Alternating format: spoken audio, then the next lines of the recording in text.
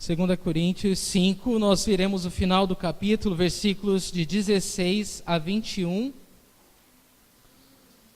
Vamos ler. 2 Coríntios 5, de 16 a 21. De modo que, de agora em diante, a ninguém mais consideramos do ponto de vista humano. Ainda que antes tenhamos considerado Cristo dessa forma, agora já não o consideramos assim. Portanto, se alguém está em Cristo, é nova criação. As coisas antigas já passaram, eis que surgiram coisas novas. Tudo isso provém de Deus, que nos reconciliou consigo mesmo por meio de Cristo e nos deu o ministério da reconciliação. Ou seja, que Deus em Cristo estava reconciliando consigo o mundo, não levando em conta os pecados dos homens, e nos confiou a mensagem da reconciliação. Portanto, somos embaixadores de Cristo, como se Deus estivesse fazendo seu apelo por nosso intermédio. Por amor a Cristo, lhe suplicamos, reconciliem-se com Deus. Deus tornou pecado por nós aquele que não tinha pecado, para que nele nos tornássemos justiça de Deus. Pai Celestial, muito obrigado, ó Deus, pela Tua palavra, e obrigado, Deus, porque nós nos reunimos essa noite no Teu nome, como igreja do Senhor, para Te louvar, para Te render graças, Senhor, para, Deus, fazer aquilo que nos cabe, aquilo que nos é devido, Senhor, render louvores ao Teu nome, edificar-nos uns aos outros, servimos uns aos outros por causa do amor de Cristo. Senhor, Tu nos amaste primeiro, e tudo que fazemos, Senhor, um ao outro, é por amor a Ti. E eu oro, Deus, que nós recebamos essa noite mais do Teu amor, para que nós possamos continuar servindo e amando um ao outro, Senhor. Nós precisamos de Ti, sem Ti nada podemos fazer. Ministra essa hora, Senhor, com o Teu Santo Espírito em nossos corações. Abre o nosso entendimento, abre o nosso coração, Senhor, para recebermos, Senhor, a Tua palavra, que a Tua palavra caia gostoso, Deus, dentro de nós, trabalhando em nós, Senhor, nos libertando, nos curando, nos transformando, porque cremos que essa obra é do Senhor, e o Senhor usa a Tua palavra, Senhor, para nos transformar. Então continua, Deus, essa obra de dentro para fora. Aquilo que é impossível aos homens, é possível para Deus. E louvado seja o Teu nome, porque nós somos daqueles que creem e avançam, que perseveram na fé e não desistem, porque maior é o Senhor que está em nós do que aquele que está no mundo, Senhor. A Ti toda a honra, toda a glória e todo o louvor, em nome de Jesus. Amém. Amém. Queridos, uma rápida revisão. O tema da carta de 2 Coríntios você já decorou, Cristo, nossa suficiência. Amém. O versículo tema é 2 Coríntios 9:8, que diz o seguinte: e Deus é poderoso para fazer que lhe seja acrescentada toda a graça, para que em todas as coisas, em todo o tempo, e tendo tudo o que é necessário, vocês transbordem em toda boa obra. Na semana passada, nós continuamos o estudo do capítulo 5, e nós aprendemos sobre a motivação do cristão. Nós falamos que essa motivação cristã é gerada pelo amor de Deus, né, o amor de Cristo que nos constrange. E na comunhão dos lares, essa semana, foi lá no Felipe e na Carlinha, foi uma bênção, porque nós meditando sobre esse amor constrangedor de Cristo, nós falamos, esse amor nos humilha, esse amor nos quebra, esse amor nos desarma, esse amor ele é tão maior do que a gente pode esperar, né? Todos nós que ansiamos ser amados, ansiamos se sentir aceito, né? Esse amor não nos constrange, porque é além do que nós precisamos, é além do que nós esperamos, né? Esse amor, ele é esmagador, ele é constrangedor, ele nos humilha, né? Nós, pecadores, dignos do inferno, por causa desse amor, fomos transformados em filhos de Deus, herdeiros dos céus. Então é um amor constrangedor, né? E nós pudemos falar, e foi uma bênção, né, estarmos juntos falando sobre esse amor constrangedor de Deus. Então nós somos canais hoje, né, da graça divina, para que os recursos de Deus alcancem as necessidades à nossa volta. Isso é o que o amor constrangedor de Deus faz em nós e através de nós. Amém? Então, nós falamos sobre esse amor constrangedor e falamos que esse amor constrangedor em nós, ele é tão grande que nos faz compartilhá-lo com todos à nossa volta. Então, essa noite nós vamos continuar na mesma direção, falando ou lembrando ou vendo a consequência desse amor constrangedor. Em 2 Coríntios 5, de 16 a 21, que foi a passagem que nós lemos hoje, nós vamos falar sobre esse tema. Essa aí vai ser a mensagem de hoje à noite, a obra de reconciliação. A gente vai falar sobre essa palavrinha grande, que é tão pouco usada, mas é tão fundamental. Reconciliação, Mas eu quero lembrar, de uma forma resumida, quais os pontos, que nós vamos falar hoje. Então, essa noite nós vamos terminar o capítulo 5 e aprender que em Cristo, tá bom? É o próximo slide aí. Percebam que somente porque nós estamos onde? Em Cristo, tá? Isso aqui só é real e só faz sentido para quem está em Cristo, tá? Em Cristo, nós vamos ver hoje, somos uma nova criação. Todos que estão em Cristo são uma nova criação. E como uma nova criação, nós temos uma nova perspectiva sobre as pessoas. Nós não olhamos mais as pessoas da mesma forma que nós olhávamos quando não conhecíamos Jesus. Agora, porque nós estamos em Cristo, nós temos uma nova forma de olhar para as pessoas. Nós vamos falar sobre isso hoje. E a segunda coisa que nós vamos falar é que em Cristo somos representantes do céu. Nós representamos o céu. Isso é uma glória para aqueles que estão em Cristo, Então, todos que estão em Cristo estão aqui. Saiba disso, você é um representante do céu com um importante trabalho a ser feito, o de reconciliar as pessoas a Deus. Então, nós vamos ver esses dois pontos. Como uma nova criação, temos uma nova perspectiva, um novo olhar, sobre as pessoas à nossa volta, e também, porque estamos em Cristo, somos representantes do céu com um importante trabalho a ser feito, que é reconciliar as pessoas a Deus, tá bom? Nós vamos ver por que esse trabalho é tão importante. Mas antes da gente falar do versículo 16, eu quero falar para você sobre a importância do reconciliar. Se eu perguntar para você hoje, o que é reconciliar? O que você pode dizer? O que é reconciliar para você? Pelo menos uma pessoa para não virar. Fazer as pazes, Perfeito. Reconciliar é fazer as pazes. Você usa uma reconciliação quando tem duas partes separadas, Quando existe uma separação, você precisa fazer uma reconciliação, que é trazer de volta, unir novamente. Então, reconciliar é unir novamente, é fazer as pazes, porque geralmente quando existe uma briga ou uma separação, não é porque tudo está bem, é porque tudo está mal. Então, há uma separação, e porque as coisas estão mal, houve uma separação. Mas o trabalho de reconciliação, o trabalho de fazer as pazes, de unir novamente, é um trabalho de um pacificador. Por isso é fazer as pazes, É trazer de volta essa união que existiu, Trazer de volta, unir novamente. Então o ministério da reconciliação, ele é muito importante, porque ele une, ele faz as pazes, ele cura as feridas. Aquilo que estava mal e que causou a separação, que causou a divisão, agora foi curado, não existe mais, porque agora houve uma unidade novamente, Houve uma união novamente.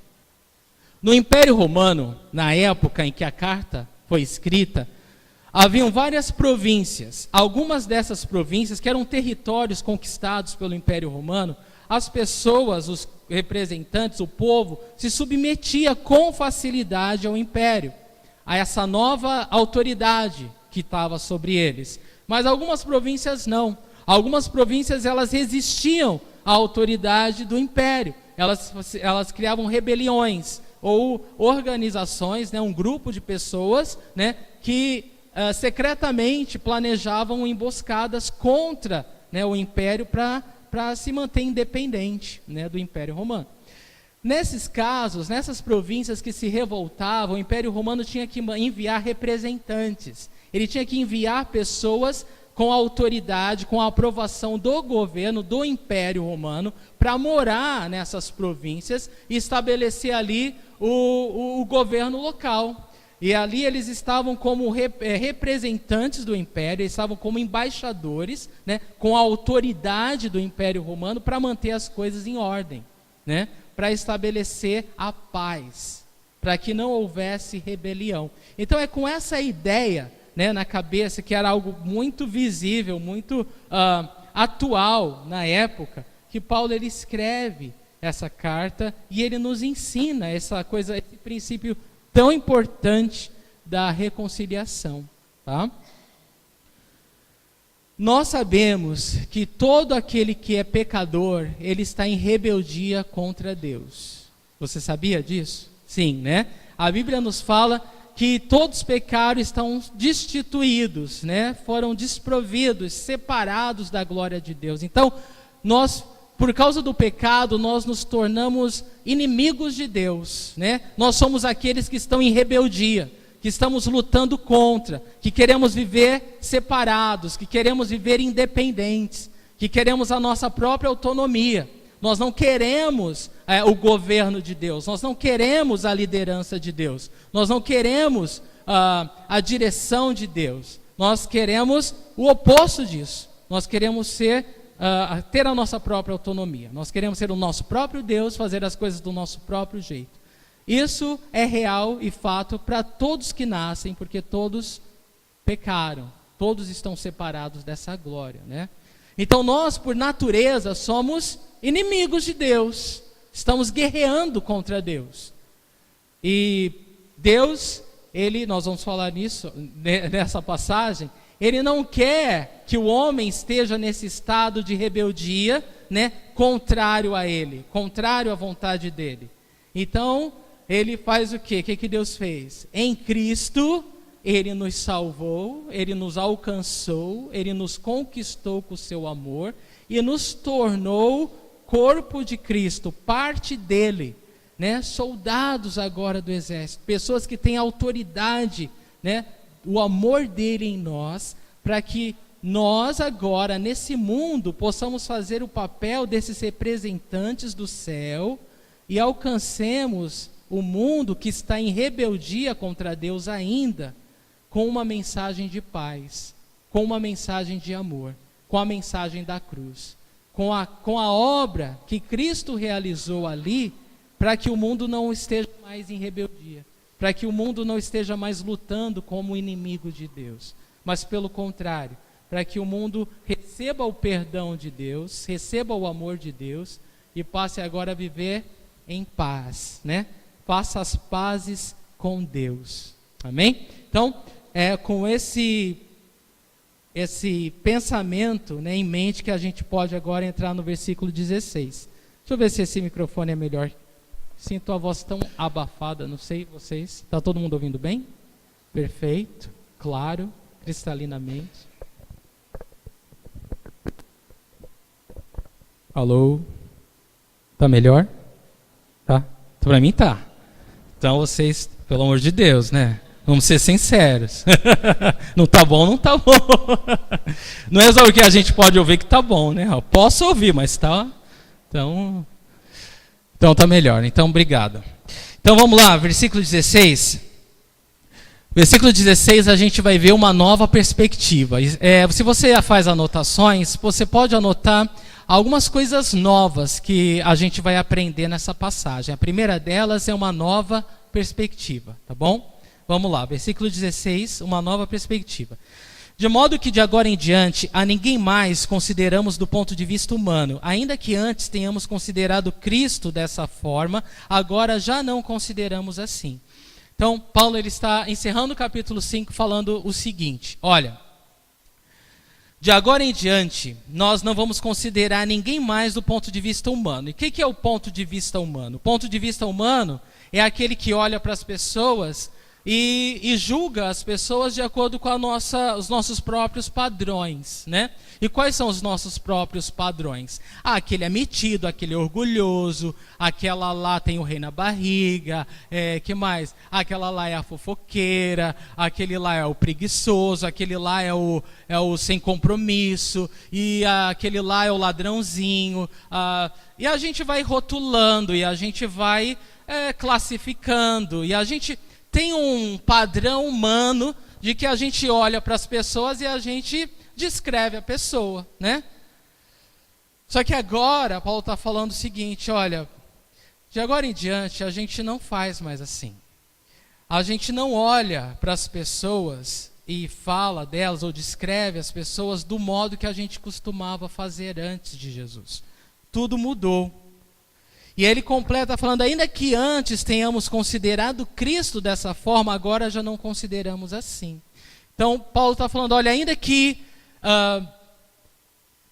o próprio Cristo tenha sido considerado como o filho do carpinteiro, não era assim que falavam dele? Ali é o filho do carpinteiro. A gente não conhece as irmãs dele, os irmãos dele. Eles olhavam para Cristo do ponto de vista humano. Eles classificavam Jesus como um homem, um líder, né? Um revolucionário, né? Um religioso, né? As pessoas tinham um ponto de vista humano sobre Jesus. E Paulo está falando, olha, até mesmo de Cristo, nós não olhamos mais do ponto de vista humano. Existe uma nova perspectiva para se olhar para Jesus e para se olhar para o ser humano agora. Agora não é a perspectiva humana, agora é a perspectiva divina. Não é mais o ponto de vista carnal e terreno. Agora é o ponto de vista espiritual, né? Celestial. E como que é esse ponto de vista? Todos nós queremos aprender sobre esse ponto de vista e precisamos. Paulo ele descreve algumas características, ele já deu a dica de algumas características, pelo menos no decorrer do capítulo. Desde o capítulo 4 que eu quero ver com vocês, tá? As características desse novo olhar. Diz lá, 2 Coríntios 4,18. Porque não olhamos mais para as coisas que se veem, mas para as que não se veem. Não foi isso que nós estudamos? Então nós temos aqui uma das características desse ponto de vista celestial, é porque ele não é visto com o olho humano. Então a gente, quando olhar para as pessoas nessa nova perspectiva, não interessa o que é, porque o que não é o que é. Está dando para entender? Porque aquilo que você acha que é, não é, tá bom? Não é. Porque nós estamos falando agora do ponto de vista espiritual. A gente está falando das coisas que não podem ser vistas com os olhos naturais. Essa é uma característica desse novo ponto de vista. Como eu e você em Cristo olhamos para as pessoas agora. A gente não olha julgando pela aparência. Nós temos uma perspectiva celestial. A gente olha quem é aquela pessoa do ponto de vista de Deus. Quem é aquela pessoa espiritualmente? Então isso é uma característica. Outra, porque nossa tenda terrena será destruída, mas temos uma habitação eterna e gloriosa nos céus, 2 Coríntios 5:1. Então, nós aprendemos a olhar disso porque o corpo, o físico, já não é mais importante para nós. Essa tenda temporária vai se acabar e nós já aprendemos que nós temos uma que é eterna, que não vai envelhecer, que não vai ficar doente e que nunca vai se decompor. Então, assim, nós já não olhamos mais para as pessoas porque elas aparentam ser, certo? Pelo que elas aparentam ser fisicamente, né? Status social, classe econômica. Não é dessa forma que nós olhamos para as pessoas em Cristo. Outra característica, 2 Coríntios 5:7, porque agora andamos pela fé e não por vista. Então, agora, o modo que a gente olha, né? Tem que ter fé envolvida. Agora a gente olha para as pessoas e precisamos envolver a nossa fé. Nossa, então todo mundo se torna um grande potencial agora, né? Porque se nós temos que olhar para as pessoas, né? Não se levar pela aparência, não se levar pelo que eu classificaria do ponto de vista humano, mas eu olho espiritualmente, Eu olho com a perspectiva do céu eterna e eu olho envolvendo fé. E aí tem uma outra característica, 2 Coríntios 5,12, porque não nos gloriamos na aparência, mas no coração. Então, então o que vale o valor de cada vida não está na aparência dela, mas está no coração. Está naquilo que realmente os meus olhos não podem ver, né? Está naquilo que só o Espírito Santo de Deus pode operar. Está no coração, na essência da pessoa. Então essas são características que nos ajudam a olhar para as pessoas de forma diferente, né? Percebam que desse ponto de vista os nossos valores, eles mudam, né? Eles mudam. Então aquilo que era importante, né, do ponto de vista humano para mim, espiritualmente deixa de ser. Agora os valores mudaram. E algo muito importante, né? Quando eu falei que se o próprio Cristo a gente já não considera mais como homem, né? Mas como Salvador, como Senhor. E esse é o ponto de partida, né? Porque se nós não olharmos para Jesus do ponto de vista certo, a gente não vai conseguir olhar para ninguém mais do ponto de vista certo. E olhar para Jesus do ponto de vista correto é vê-lo como Senhor e Salvador, como Filho de Deus que nos amou.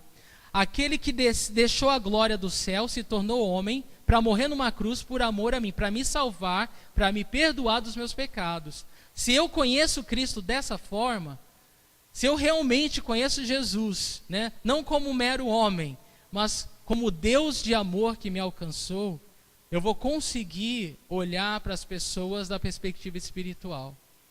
Eu creio que realmente aquilo que está diante dos meus olhos não é tudo. Não é tudo que eu posso ver, não é tudo que ela é. Existe muito mais dessa pessoa que está diante de nós do que os nossos olhos podem ver. Amém? E isso é rico, isso é maravilhoso, irmão, porque quando eu e você conseguimos olhar para as pessoas nessa perspectiva, o nosso coração muda. Sabe essa obra de santificação que o Espírito Santo está trabalhando? Nós precisamos chegar ao ponto na nossa caminhada com o Senhor que a maneira que a gente olha para as pessoas deve mudar. Não pode ser mais da forma anterior. Os nossos comentários em relação às pessoas, eles precisam mudar. Isso se chama maturidade espiritual.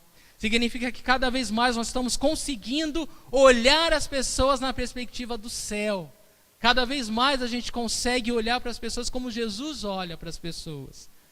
Como ovelhas que não têm pastor. Pessoas perdidas, que precisam conhecer esse amor. Que precisam ser resgatadas. Que precisam provar do amor de Deus.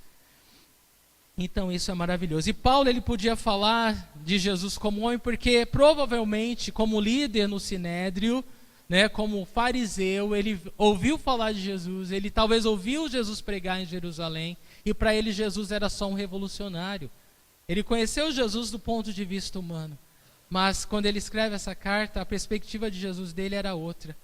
Agora Jesus é aquele que o salvou da morte e do inferno para sempre. Então a perspectiva que ele tinha sobre Jesus agora era outra. Por essa razão, ele podia ter uma nova perspectiva sobre as pessoas também.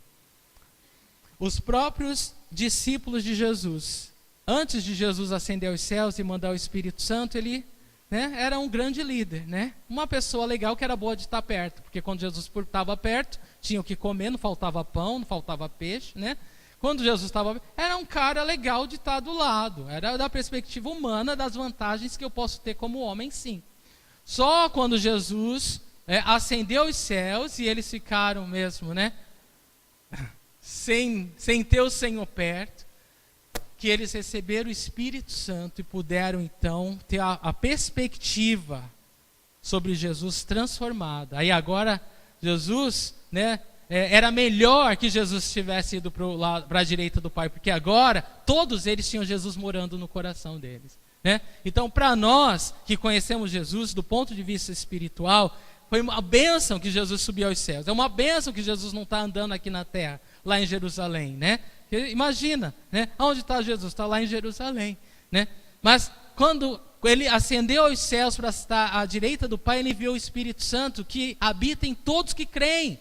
Então não importa se a gente está aqui, ou tem irmãos no Japão, ou lá na Austrália, ou lá na Argentina, todos eles tem Jesus. Jesus está com todos eles, porque agora todos eles receberam o Espírito Santo de Deus.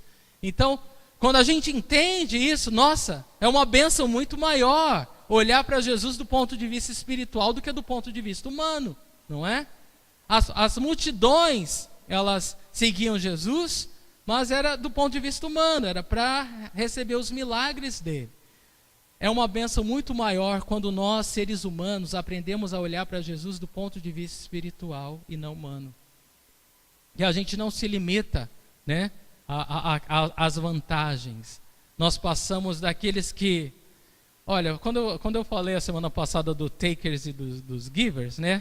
Aqueles que tomam e aqueles que dão, aqueles que distribuem, que o amor constrangedor faz no nosso coração, eu ouvi uma tradução boa.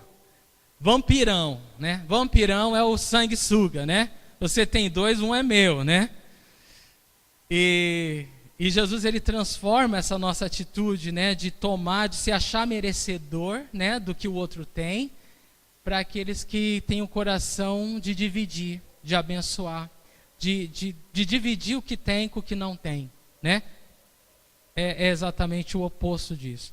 Então, nós aprendemos com essa nova visão que o mais tremendo de conhecer Jesus espiritualmente é que agora eu não sou alguém que toma proveito das coisas, né, que vive para se aproveitar das coisas, das oportunidades, mas agora eu sou alguém enviado dos céus, cheio de Deus, para abençoar as pessoas à minha volta. Então mudou tudo. E é incrível que às vezes a gente fica na igreja por anos, mas com a perspectiva humana e carnal, né?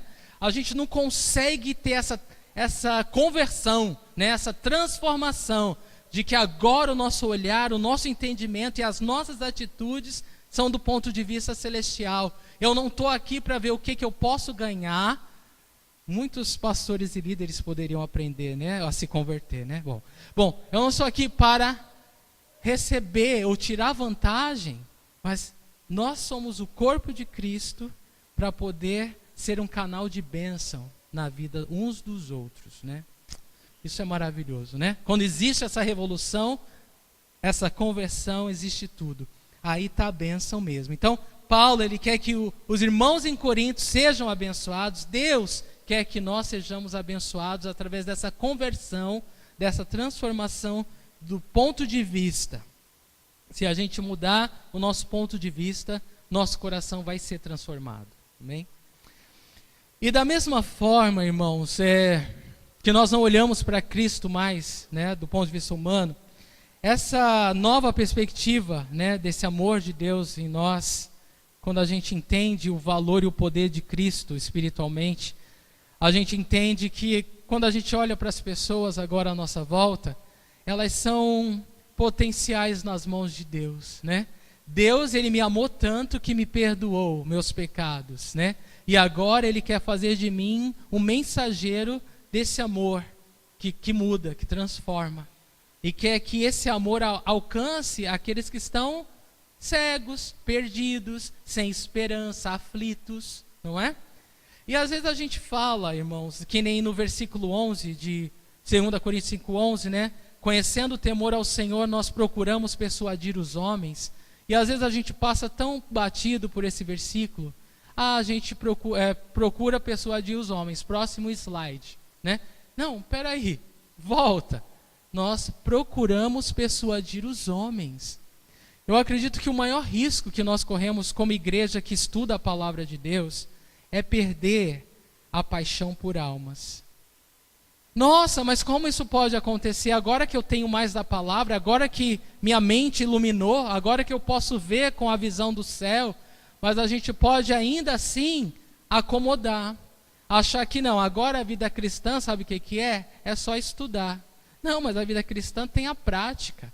A gente só estuda para saber como aplicar, não é verdade? Para aplicar corretamente. Para aplicar corretamente, nós temos que estudar, mas a gente pode correr o risco de só querer estudar e não querer aplicar.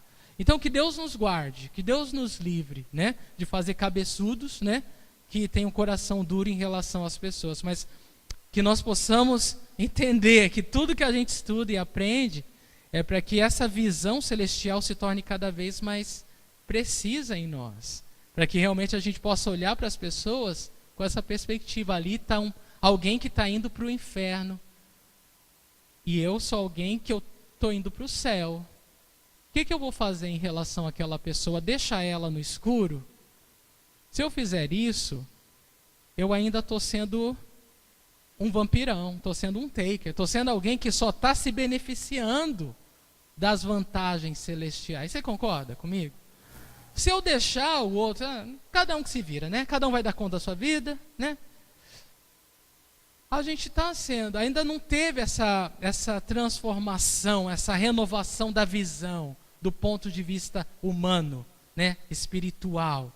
Nós temos que olhar para as pessoas e se compadecer delas, e falar, olhar como Jesus viu ali tão perdidas, ovelhas indo sem direção, se agarrando à religiosidade, se agarrando aos próprios atos de justiça, estão indo para o inferno.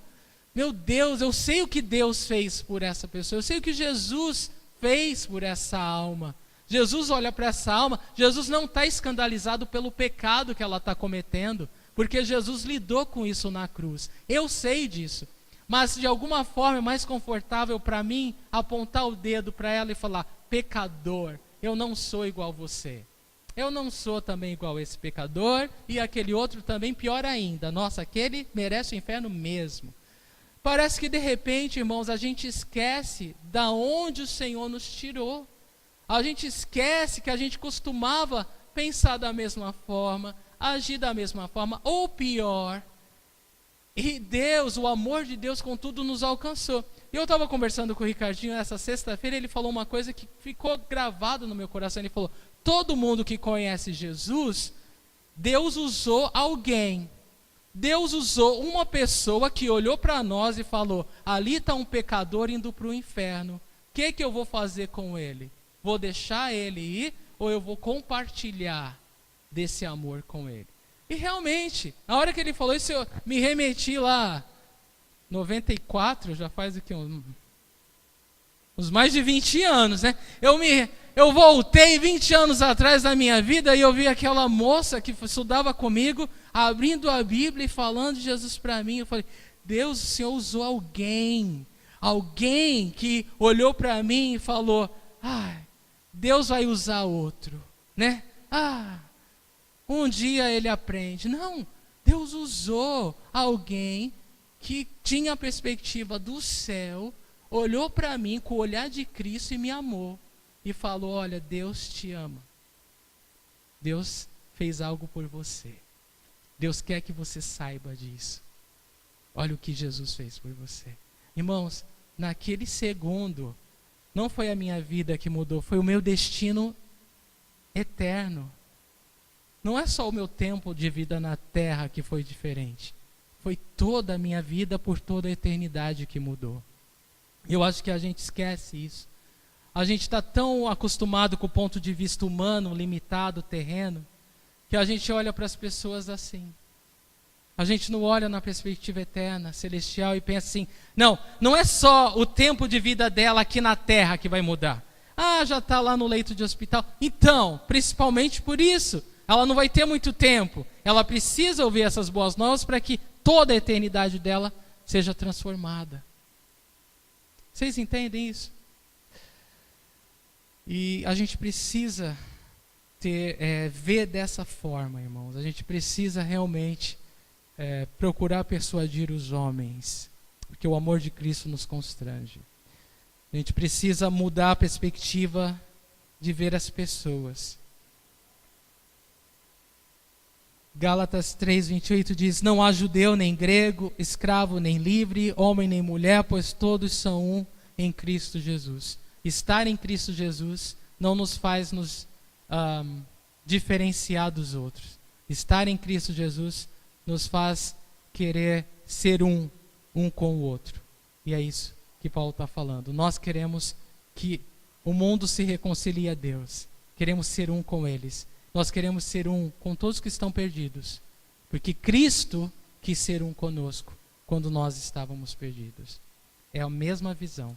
Amém? Versículo 17.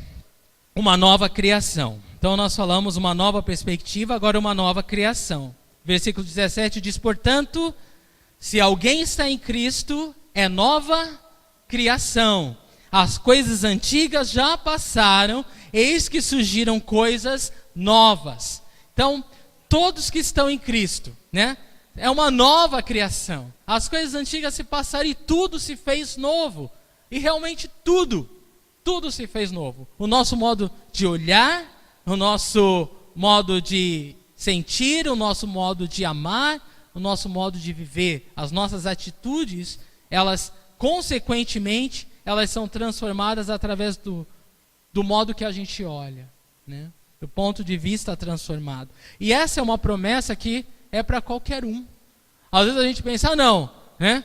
Nossa, ser uma nova criação, isso é privilégio de alguns. Eu merecia ser uma nova criação, porque eu só não tinha Cristo, né? Às vezes a pessoa fala, aquela pessoa é uma pessoa legal, só não tem Jesus, só falta Jesus. Não tem Jesus, não tem nada, né? Porque Jesus é o principal, né? Então, assim, às vezes a gente, né, se ilude pensando assim, não, é uma pessoa muito legal, né? Só faltava Cristo, mas o que é isso, né? Não, na verdade, o que é isso, né? Não, é tudo, né? Mudou tudo, que em Cristo tudo se fez novo, é uma nova criação. Você é um novo ser, você estava morto sem Cristo. Vamos começar por aí? Em Cristo Jesus, você nasceu de novo. Nasceu espiritualmente, nasceu pela fé. Agora você é filho de Deus, ou seja, é uma nova criação. Tudo mudou, né?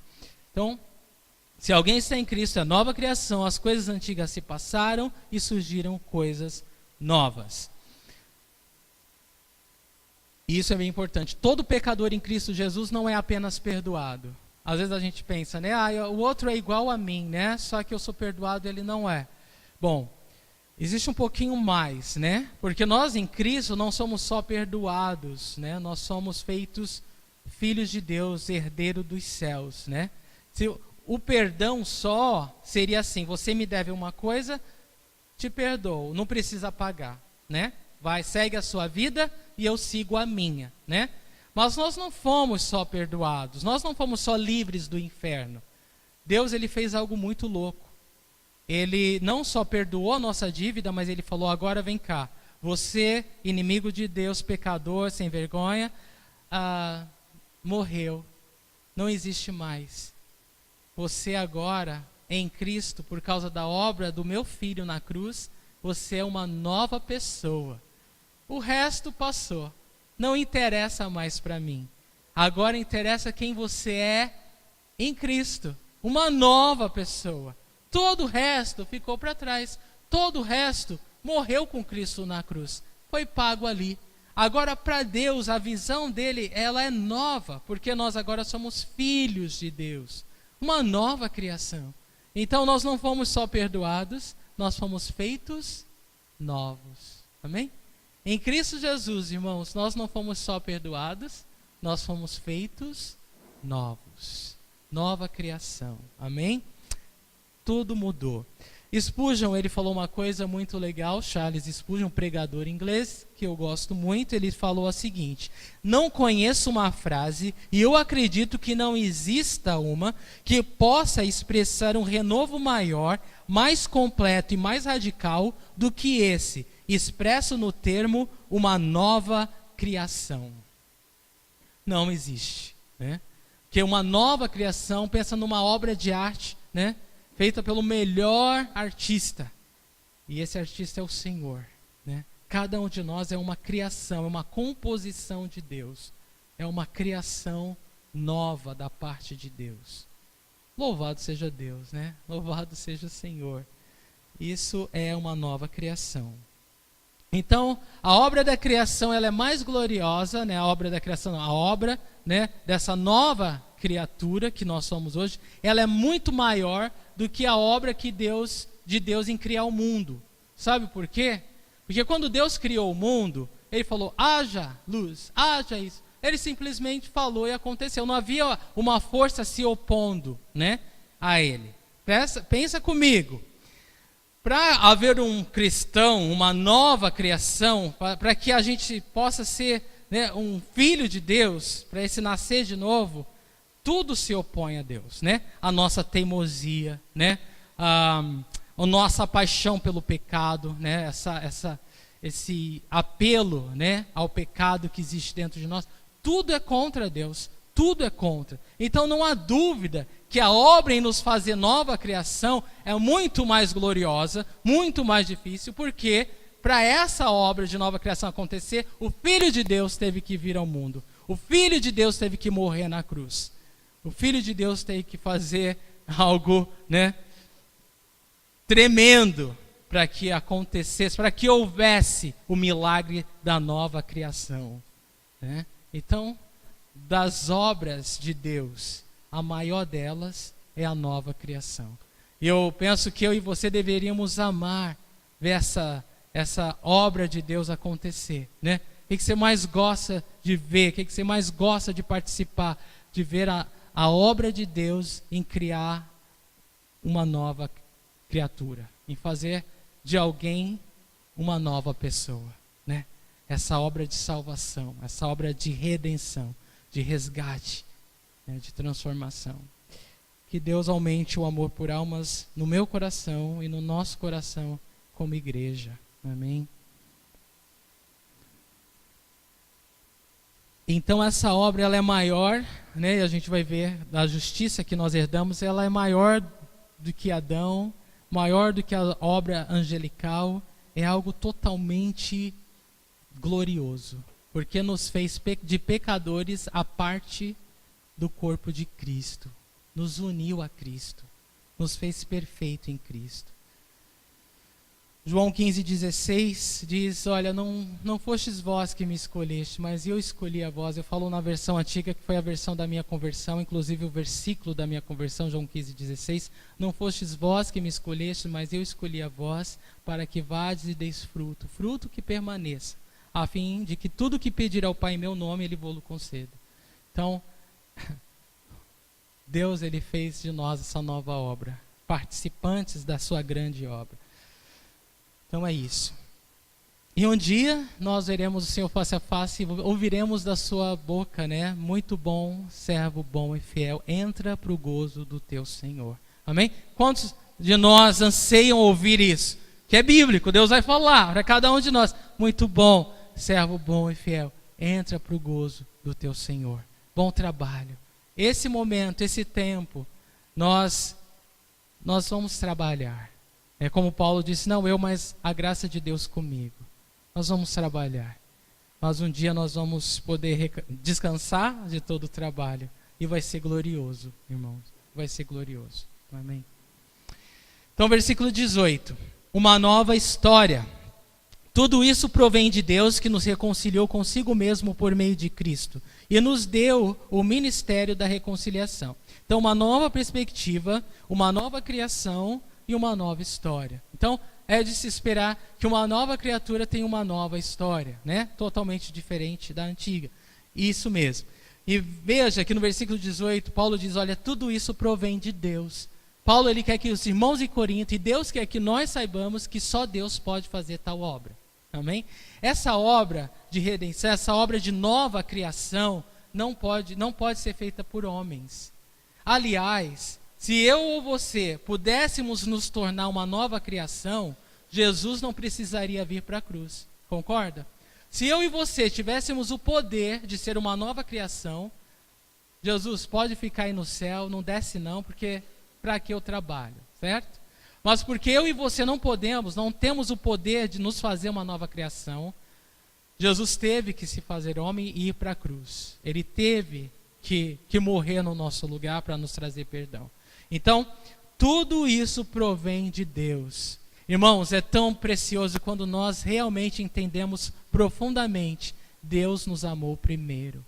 Porque é muito tentador pensar, depois que a gente conhece Jesus, que agora, né, poxa vida, eu pisei na bola, eu errei, eu perdi o amor de Deus, eu não mereço, e aí a gente se enterra, né? Mas sempre foi Deus que nos amou primeiro. Deus, Ele deu o primeiro passo. Sabe nessa briga, né? Nós pecamos, demos as costas para Deus, traímos a Deus, nos revoltamos contra Deus, né, fizemos tudo que era contrário a Ele, e Ele nos amou, nos perdoou, nos trouxe de volta. Mas quem começou a reconciliação? Deus. Deus. Deveria ser eu, deveria ser nós, porque afinal de contas nós que demos as costas, nós que abandonamos o Senhor, não é? Nós que o traímos, nós que nos rebelamos. Então, se alguém tivesse que recomeçar ou fazer as pazes nesse relacionamento, deveria ser eu, deveria ser nós. Nós deveríamos falar, me perdoa, né? Eu errei, né? Eu me precipitei, falei demais, falei o que não queria, fiz tudo o que não queria, né? A gente deveria começar, a gente deveria buscar o Senhor e falar, olha, né? Estou aqui, me perdoa, eu confesso, eu errei, né? Mas não, Deus nos amou primeiro, Ele nos amou quando a gente não queria nem saber dEle. Ele nos amou, porque Ele olhou para nós com um olhar de compaixão, de olhar de quem, ali está meu filho, minha filha indo direto para o inferno, ou seja, nunca mais vai ter relacionamento comigo. E Deus nos amou de tal maneira que Ele fez o que fez para que isso não acontecesse. Se houvesse, eu repito, outro modo, a oração de Jesus lá no Getsemane teria sido ouvida. Pai, se houver outro modo, afasta de mim esse cálice, contudo, seja feita a tua vontade, não a minha. Não ouviu resposta nenhuma, porque não havia outro modo. Não havia outro meio de eu e você sermos salvos, alcançados por esse amor. Jesus tinha que pagar o preço do nosso pecado. Ele tinha que ir para a cruz. Não houve outro modo. O caminho estabelecido por Deus é Jesus. Ele é o caminho, a verdade e a vida, e ninguém vai a Deus, ninguém vai para o céu senão por Ele. Então, esse é o modo de Deus, não havia outro modo. Deus enviou seu Filho para nos reconciliar com Ele. Deus enviou Jesus para que eu e você não ficássemos a eternidade longe dEle, mas fizéssemos as pazes com Deus e voltássemos a ter um relacionamento com Ele. Louvado seja o Senhor, né? Glória a Deus, glória a Jesus, por ter aceitado esse desafio, né? De ter realmente pago o preço do meu pecado. Então Deus, Ele começou, irmãos, esse relacionamento, essa reconciliação. Deus, Ele começou, Ele deu o primeiro passo. Ele veio até nós e Ele pagou o preço que precisava ser pago. Ele removeu o pecado do caminho, de forma que o acesso fosse liberado, né? O véu na cruz fosse rasgado, o véu fosse rasgado de alto a baixo. Antes de Jesus gritar, Pai, está consumado, Deus, Ele fez essa obra incrível, né, de transferir todos os nossos pecados e toda a nossa culpa, toda a nossa vergonha, toda a nossa rebeldia em cima dele, em cima de Jesus. E ali Ele lidou com aquilo, né? Ele pagou por tudo isso naquela cruz. Então tudo isso provém de Deus, que nos reconciliou consigo mesmo por meio de Cristo e nos deu o ministério da reconciliação. Veja, tudo isso provém de Deus, que nos reconciliou consigo mesmo. Então quando Deus envia o seu Filho para nos reconciliar, para pagar o preço, né, para tirar do caminho o pecado que nos separava dele, né, na cruz, quando Deus fez isso, esse início de reconciliação, né, enviando Jesus, Ele nos reconciliou com Ele. Ou seja, meu filho está sendo oferecido como sacrifício para que os seus pecados sejam para sempre removidos e você possa agora desfrutar de uma comunhão comigo. Não foi para que o homem se reconciliasse consigo mesmo, para que o homem se reconciliasse com qualquer outra coisa. Não, foi para que o homem se reconciliasse com Deus, para que o homem e Deus se tornassem um só. Um sacrifício muito alto, um preço muito alto tinha que ser pago para isso. E Jesus pagou esse preço. Então, nós fomos reconciliados com Deus por meio de Cristo, muito importante, por meio de Cristo, porque sem o que Cristo fez não haveria reconciliação. Não existe blá blá blá de querer todos os caminhos levam a Deus, e Deus aprova todos os caminhos dos homens. Isso tudo é mentira, porque é muito claro que Deus nos reconciliou consigo por meio de quem? de Cristo. Deus trouxe o homem pecador de volta, fez as pazes com o homem por causa do sacrifício de Cristo.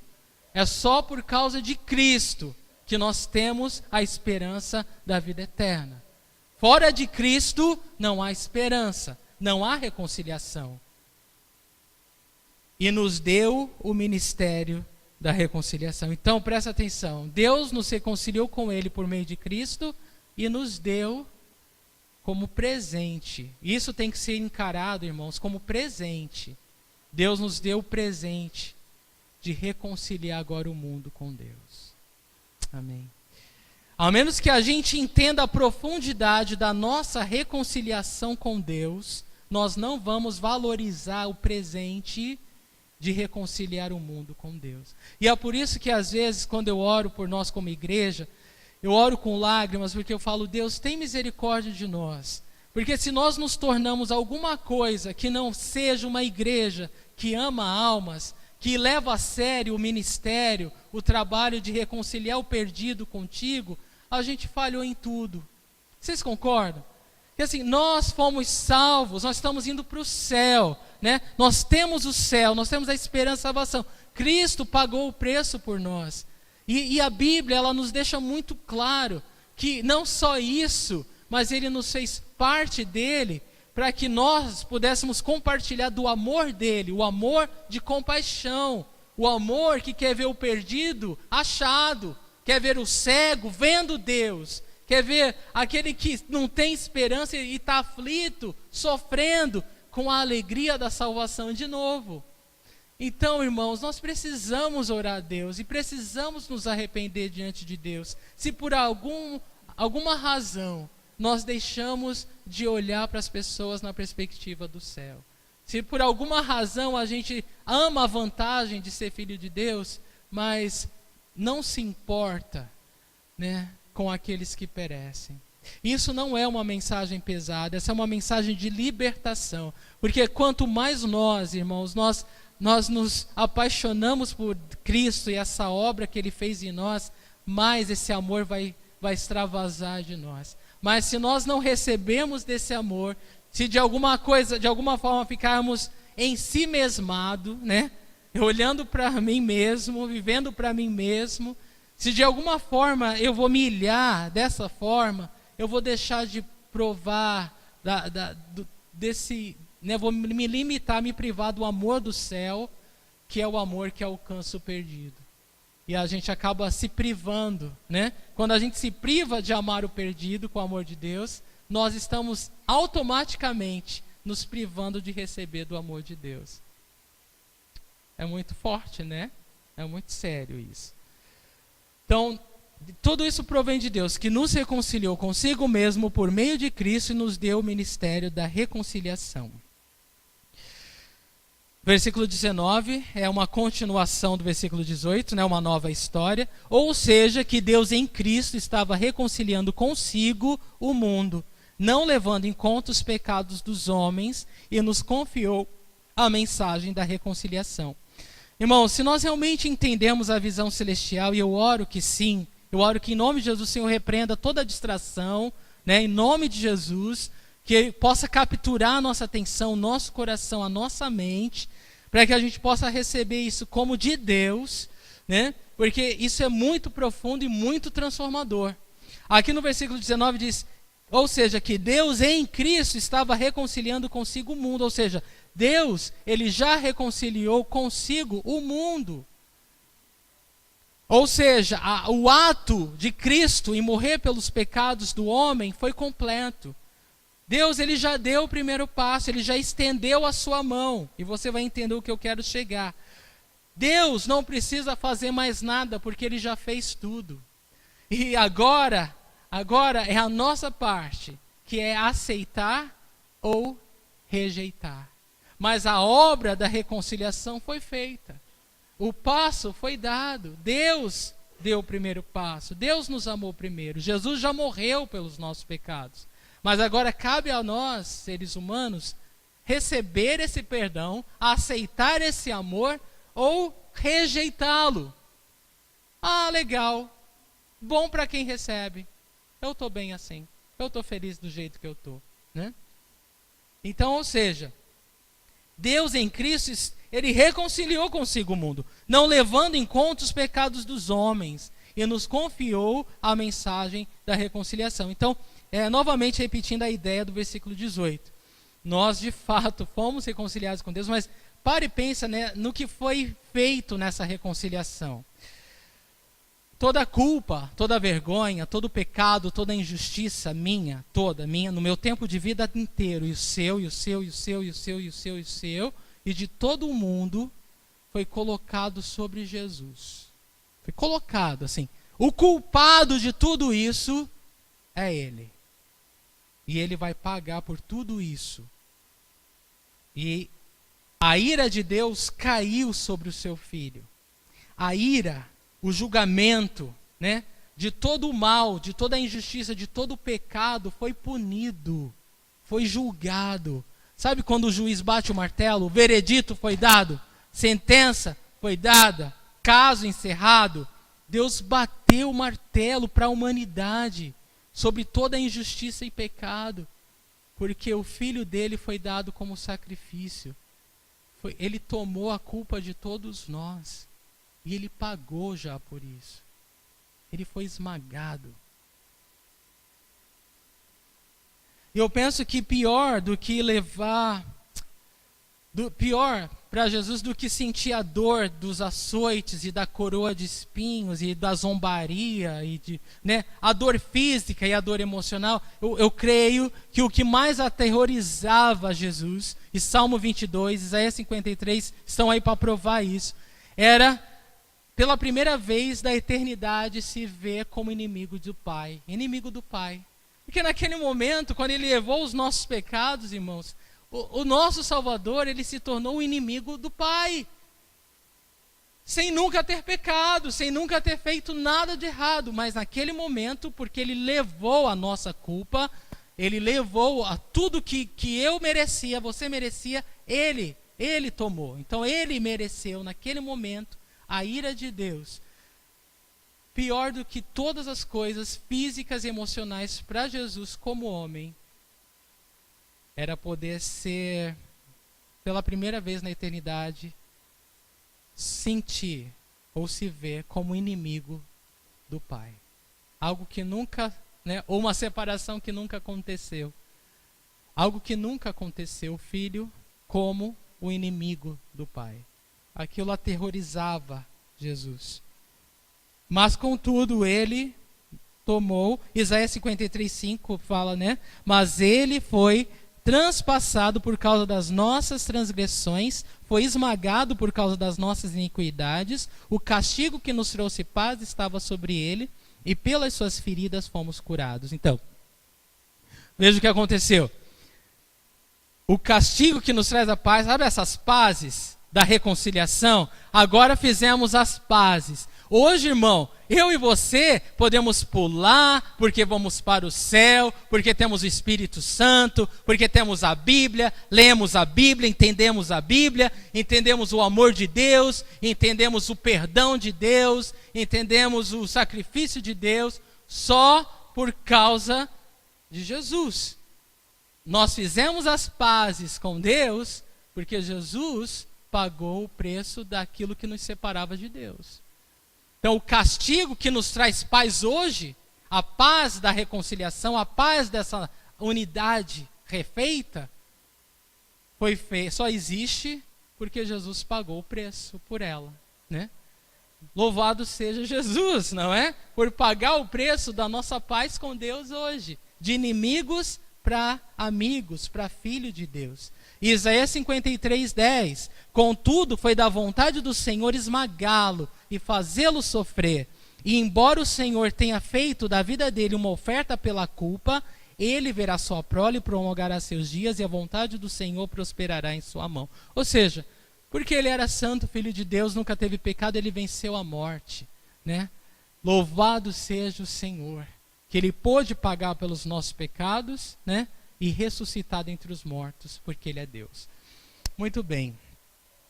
Então, Jesus, ele agradou o Pai completamente com o seu sacrifício, e você pode ter certeza disso, porque se Deus proveu o sacrifício, é porque Deus também aceitou o sacrifício. Aleluia, né? Se Deus, pensa assim, se Deus proveu o sacrifício, é porque Deus aceitou o sacrifício, né? O sacrifício que Deus estabeleceu foi o sacrifício que Deus recebeu.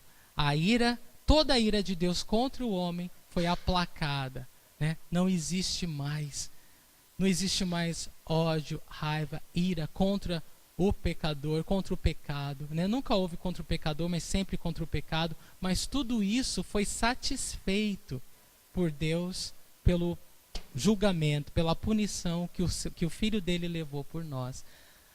Sabe quando você tem sede de justiça, alguém te faz alguma coisa errada e você não consegue dormir à noite? Você fica, vai ter que pagar, vai ter que pagar, vai ter que pagar. E você não tem paz, né? Você fica irado e aquilo cresce, aquilo cresce. Imagina Deus em relação aos pecados do homem, né? A maldade, né? Quanto estupro, quanta violência, quanto roubo, quanta mentira, quanto assassinato, quanto roubo, né? Quanta gente tirando vantagem em cima da outra.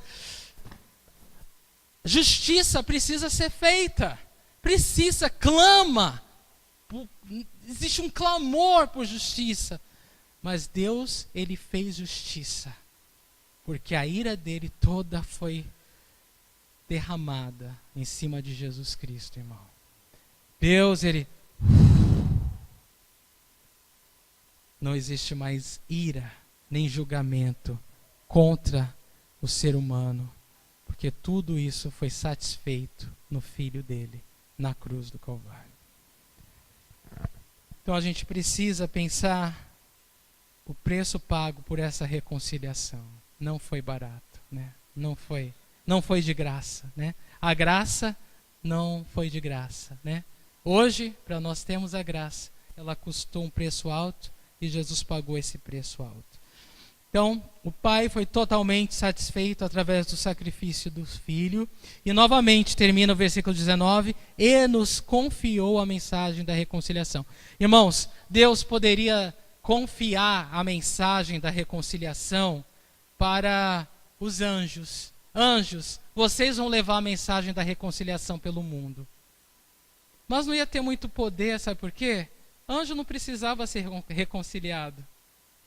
Deus poderia confiar, a tantas formas. Deus é Deus, né? Ele poderia criar formas mais efetivas, né? Que não iam ser egoístas, mas iam cumprir o ID e compartilhar essa mensagem da reconciliação com o perdido. Mas não, Deus escolheu quem para essa mensagem? Os seus discípulos, né? Os trapalhões, né? Ele escolheu nós. Ele escolheu assim. Deus poderia mandar os anjos. Poxa vida, os anjos são espíritos ministradores, né? A serviço de Deus. Mas Deus falou, não. Meu plano é usar o meu corpo, é usar a minha igreja. Vai ser através desses que foram reconciliados, que eu vou levar a minha mensagem para que os outros sejam reconciliados. Então, quando eu e você, reconciliado por Deus em Cristo Jesus, a gente leva essa mensagem para aqueles que estão perdidos, o poder é maior. Já não é um anjo, não é alguém que nunca viveu essa reconciliação, ou precisou, que nunca esteve do outro lado, né? Não, essa mensagem é poderosa porque nós já tivemos o outro lado. Nós sabemos o desespero que é ter medo da morte. Pensar que pode morrer a qualquer hora e não sabe para onde vai. Nós já tivemos o outro lado e não sabíamos o que é um relacionamento com Deus. A gente vivia lendo horóscopo, a gente vivia lendo mão, querendo de alguma forma ter esperança de um futuro bom. A gente queria de alguma forma a esperança. Ai, fala alguma coisa boa para mim, boa sorte, ai, obrigado. A gente vivia como mendigos espirituais, clamando por alguma coisa que pudesse gerar em nós esperança, pudesse gerar em nós, eu vou ser abençoado. O mundo está assim. Você fala, Deus te abençoe. Nossa, parece que você falou uma coisa do outro mundo, né? Nossa, de onde você é? Onde você vai? De onde você vem? Né? Porque a gente já é alienígena para o mundo. As pessoas, você fala, Deus te abençoe, que Deus te abençoe, né? Elas não estão acostumadas. Você fala, olha, deixa eu orar por você. Nossa, você quer orar? A pessoa, ela recebe, porque há um desespero, irmãos. O mundo está gemendo, o mundo está sofrendo, o mundo está desesperado. E nós temos a resposta, nós temos a solução, nós temos a salvação. Nós estamos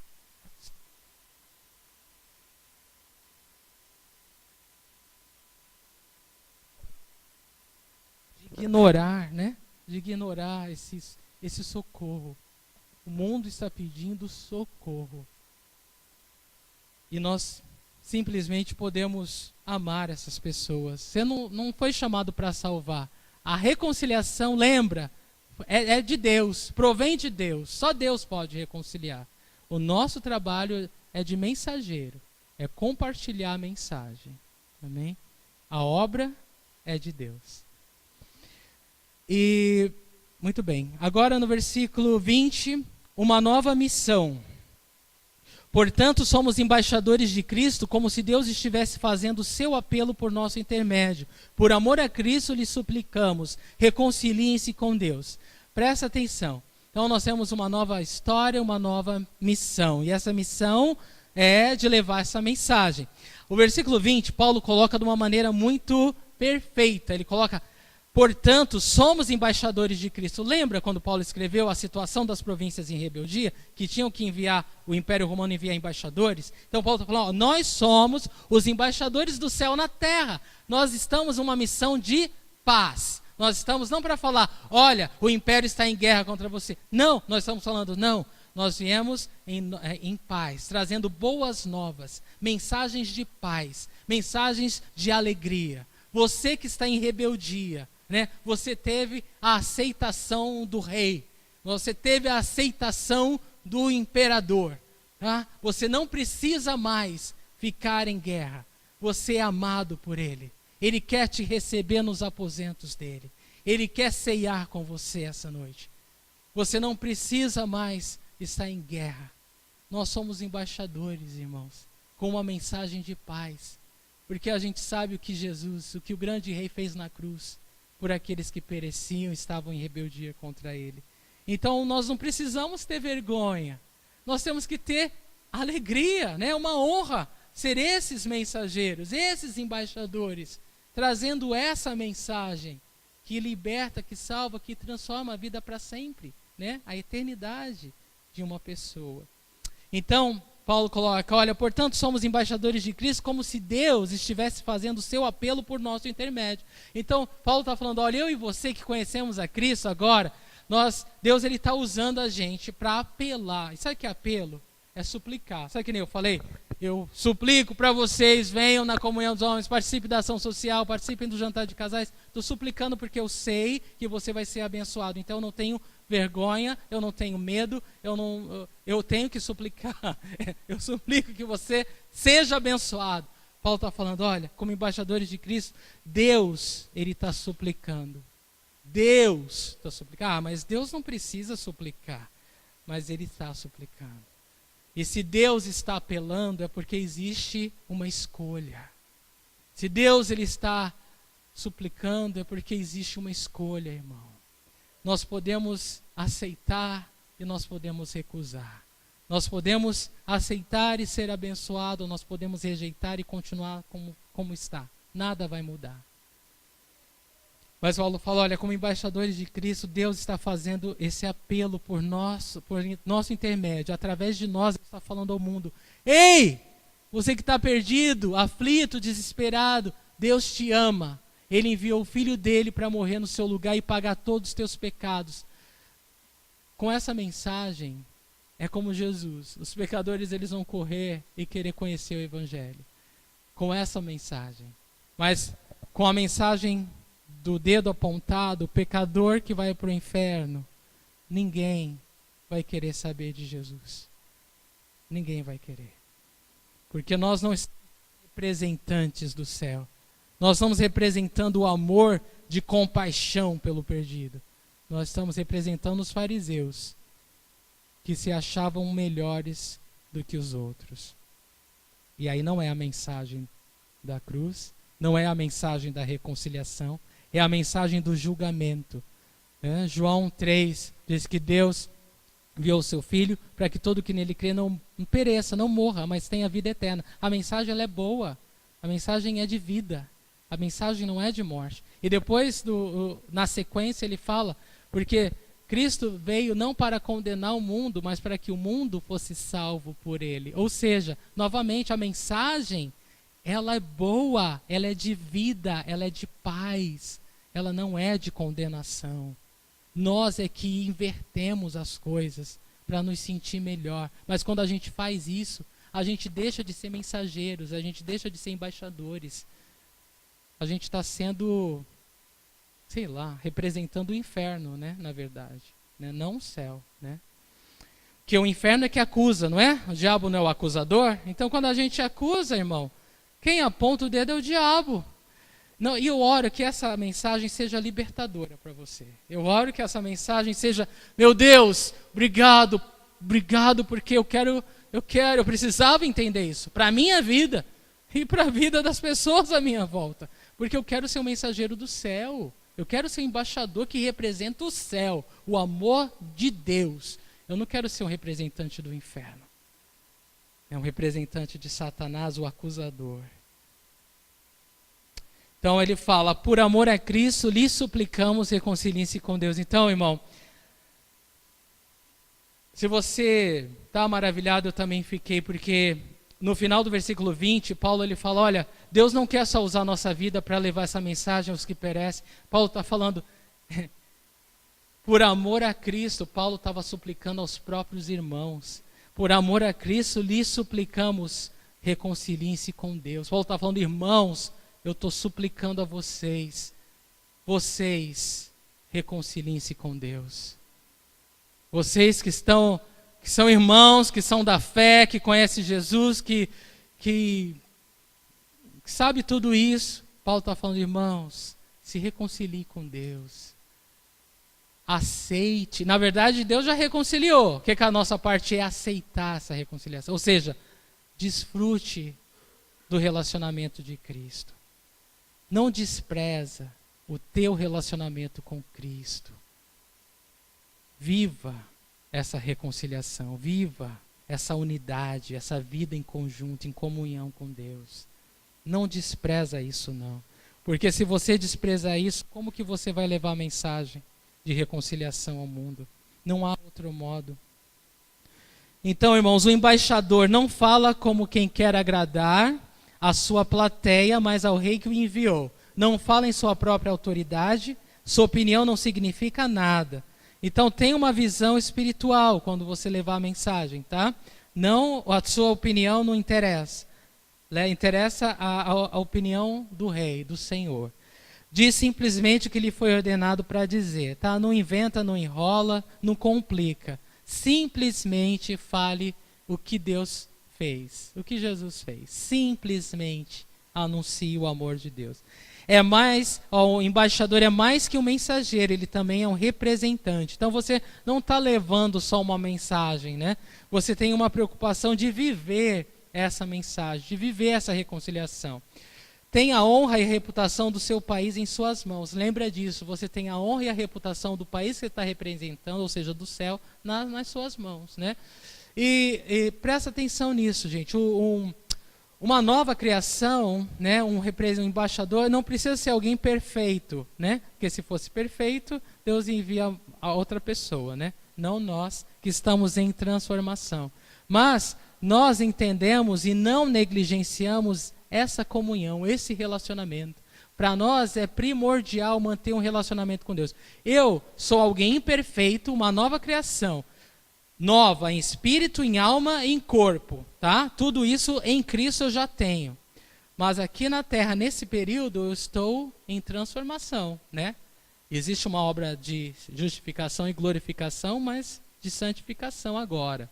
Então, eu tenho esse entendimento, tá? Nós entendemos que estamos em transformação, mas uma coisa que a gente não abre mão é o nosso relacionamento com Deus, tá? Eu vou errar, eu vou pecar, eu vou falhar. Muitas vezes, mais do que eu queria, né? Na verdade, a gente não quer falhar, a gente não quer, mas a gente sabe que vai, né? Que a gente está aqui ainda, né? Se estivesse no céu não vai ter mais pecado, mas aqui a gente vai errar. Porém, a gente não abre mão do nosso relacionamento em Cristo. A gente não abre mão da nossa herança em Cristo. A gente não abre mão dessa comunhão com o Espírito Santo, de aprender, de errar, mas de aprender. De errar, mas ser corrigido. De errar, mas ser confrontado. De querer isso. De precisar disso. Entendeu? Isso é perseverança do cristão. E a gente não abre mão. Todos que são salvos, todos que nasceram de novo, perseveram. A gente não é perfeito até o céu. Mas a gente não desiste, né? Falam que o brasileiro não desiste nunca, né? Muito mais cidadão do céu, tá bom? Aí, porque tudo já foi concretizado em Cristo. Então, a gente tem o porquê perseverar, né? Então, é isso aí. Então, essa é a obra de Deus. Essa é a nossa obra, reconciliar o mundo a Deus. E o versículo 21, uma nova herança. Deus tornou o pecado por nós, aquele que não tinha pecado, para que nele nos tornássemos a justiça de Deus. Então, presta atenção. Há um contraste nesse versículo, né, bem poético. Deus tornou o pecado por nós, aquele que não tinha pecado, para que nele nos tornássemos a justiça de Deus. Então, há um contraste entre pecado e justiça. O que é a justiça? É o oposto do pecado, né? Então, aqui fala que Deus ele tornou pecado por nós, aquele que não tinha pecado. De quem Paulo está falando? Jesus, né? Jesus foi tornado pecado. Mas como assim Jesus se tornou pecado? Jesus se tornou pecado no sentido que ele recebeu os nossos pecados, né? E que houve essa separação do Pai como inimigo de Deus. Naquele momento, né, ele se tornou pecado, nunca tendo pecado, ele se tornou pecado, ou seja, nós transferimos o nosso pecado, a nossa culpa para ele na cruz, tá? Então, naquele momento, ele se tornou pecado, mesmo não tendo pecado. Tudo bem? Sem complicação. Para quê? Para que nele, ou através dele, nós, pecadores, nos tornássemos a justiça de Deus. Muita atenção nessa hora. Nós nos tornamos a justiça de quem? A justiça de Deus. Não a justiça do homem. Porque a justiça do homem para Deus é como trapo de imundícia, não serve de nada.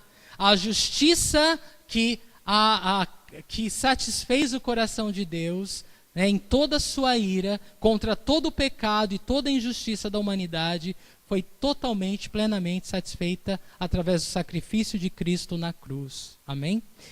Ali todo o pecado foi punido e justiça foi feita.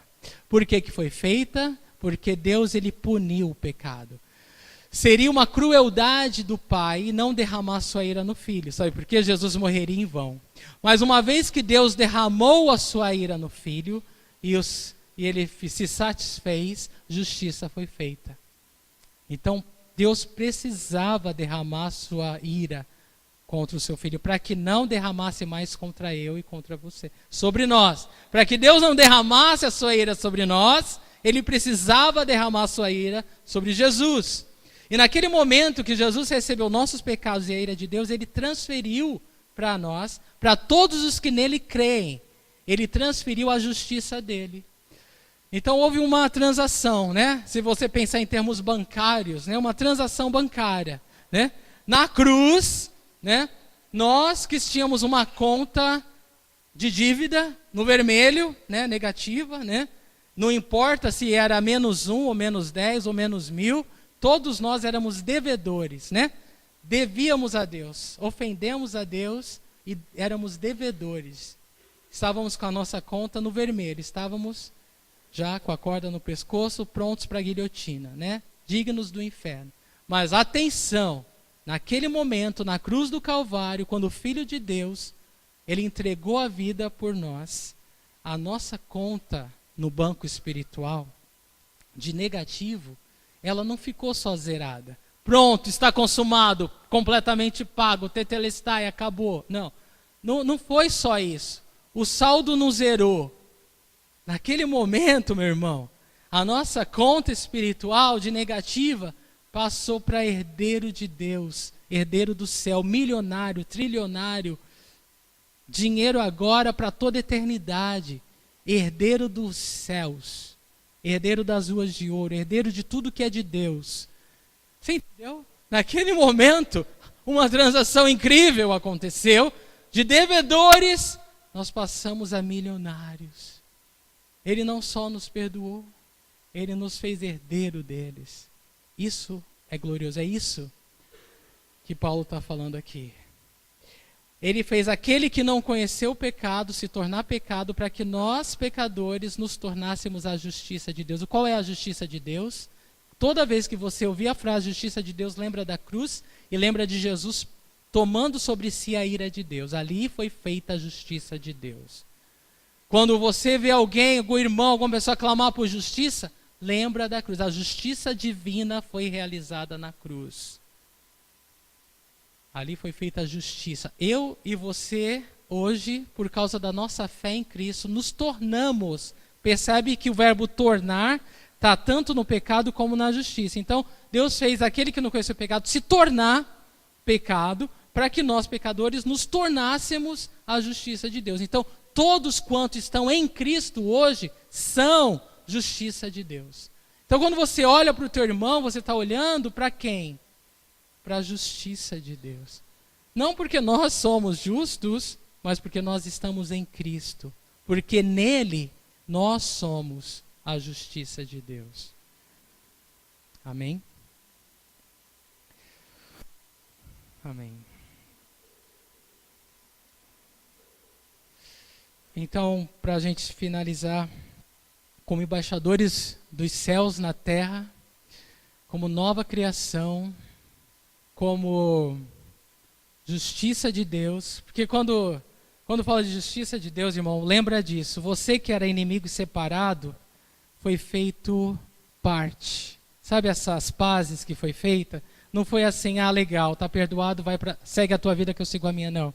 Essas pazes que Cristo trouxe na cruz, ela trouxe unidade. Ele nos uniu a Deus de novo. Nós que fomos separados de Deus por causa do pecado, em Cristo Jesus, fomos unidos a Deus novamente. Fomos perdoados e nos tornamos um só com Ele. E hoje nós somos esses embaixadores, representantes do céu, justiça de Deus, para levar essa mensagem àqueles que hoje estão perdidos, separados, mas que Deus quer fazer parte dele também. Amém? Vamos ficar de pé e agradecer a Deus, em nome de Jesus. Pai, muito obrigado pela tua palavra, Senhor. Eu sei que é um tema profundo, mas eu oro que o teu Espírito Santo aprofunde essa palavra em cada um de nós e que essa mensagem transforme a nossa vida e que a tua palavra, Senhor, viva, poderosa, Senhor, eficaz, mais afiada que uma espada de 2 gumes, nos transforme, Senhor, nesses embaixadores fiéis, Senhor, nesses soldados, Senhor, de Cristo, Deus, que não são perfeitos, que vão falhar várias vezes, mas, Senhor, que tem uma missão grande para cumprir. Nós não temos mais tempo para olhar, ó Deus, nem para os nossos defeitos, Senhor. A missão que nós recebemos, ela é tão mais sublime, é muito mais sublime, Senhor, do que as minhas falhas e as minhas faltas, porque em Cristo nós somos a justiça de Deus, Senhor, e não nos deixa tomar essa justiça ou levar em consideração essa obra de reconciliação, Senhor, de forma meia boca, de forma de quem realmente não está considerando nada. Senhor, nos perdoa se esse é o caso, mas se de alguma forma nossos pecados ainda nos chamam mais a atenção do que a obra de Cristo na cruz, nos perdoa agora. Nós queremos olhar agora para a obra de Cristo na cruz. Senhor, nós queremos olhar agora para aquele que tomou nossos pecados e nos tornou justiça de Deus. Senhor, agora nós nos arrependemos disso, Senhor. E agora nós clamamos a Ti, Senhor. Obrigado porque o Teu amor nos constrange. Obrigado, Senhor, porque o Senhor confiou essa mensagem a mim. A nós, egoístas, Senhor, que amanhã vai estar sendo tentado a olhar para nós de novo, para os acertos e para os erros, Senhor. Quando na verdade, Deus, nada é mais sublime do que o Teu Filho, do que a Tua obra naquela cruz, do que o Teu amor demonstrado por nós, Senhor. E nos ajuda a lembrar um ao outro, Pai, o tanto quanto for preciso para o resto da vida, até onde nós batemos os olhos ou respiramos nessa terra, a lembrar um ao outro da Tua obra de reconciliação, Senhor. A lembrar um ao outro que não vivemos mais para nós, mas para aquele que morreu por nós e que ressuscitou, Senhor. Eu oro e te agradeço, Pai, em nome de Jesus. Amém. Irmãos, eu peço que você receba